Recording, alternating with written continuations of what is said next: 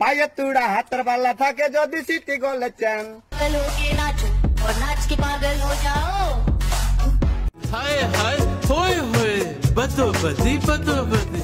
ভারতের কয়েকজন বেসুরো শিল্পী যাদের গান শুনলে আপনার হাসি পাবে, তবুও সুর তাল ছাড়াই মাতিয়েছেন সোশ্যাল মিডিয়া। হ্যাঁ ভিউয়ার্স, সোশ্যাল মিডিয়া এক আশ্চর্য জগৎ। এখানে যেমন প্রতিবার কদর হয়, তেমনি অদ্ভুত সব বিষয়ও ভাইরাল হয়ে যায়। তেমনি কিছু বেসুরো শিল্পী যাদের গান শুনে হয়তো সুর তাল জ্ঞান নিয়ে প্রশ্ন জাগে, কিন্তু তাদের গানই সোশ্যাল মিডিয়ায় ঝড় তুলেছে। তাদের জনপ্রিয়তা আকাশ ছোঁয়া। আসুন তেমনি কয়েকজনের কথা জেনে নিই।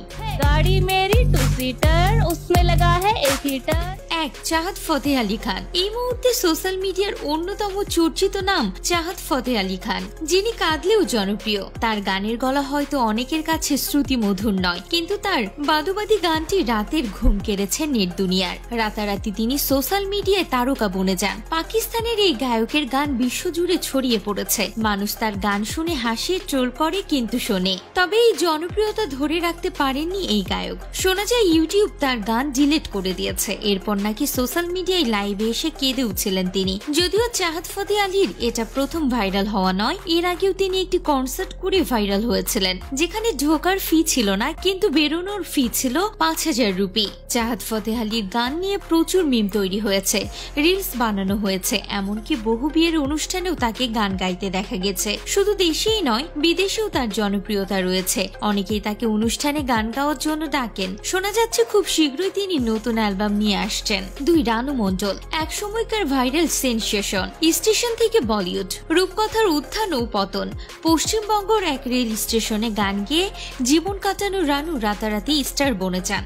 তার তেরি মেরি কাহানি গানটি হিমেশ রেশমিয়ার সঙ্গে বলিউডে গান গাওয়ার সুযোগ করে দেয়। কিন্তু রানু মণ্ডলের এই জার্নিটা সহজ ছিল না। রেল স্টেশনে গান গিয়ে দিন কাটানো রানু একটি ভিডিও ভাইরাল হওয়ার পরই নজরে আসেন।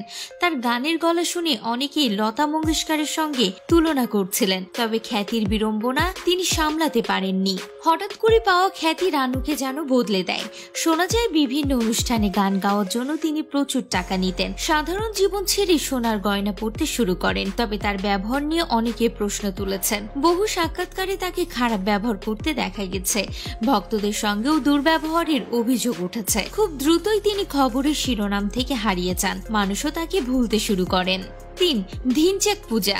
নিজেকে দিল্লি সুপারস্টার গায়িকা বলে দাবি করা ধিনচ্যাক পূজা বিতর্কই তার পরিচয়। তার বেসুরো গান সোশ্যাল মিডিয়ায় বহুবার ভাইরাল হয়েছে। সেলফি মাইনে লেলিয়া বা দিল কা শুটার হে মেরা স্কুটার, এসব গানগুলি ইউটিউবে লক্ষ লক্ষ ভিউ পেয়েছে। একটা সময় ছিল যখন ধিনচ্যাক পূজার জনপ্রিয়তা এতটাই বেড়ে গিয়েছিল যে তিনি প্রতিটি শোর জন্য ২৫ লাখ টাকা নিতেন।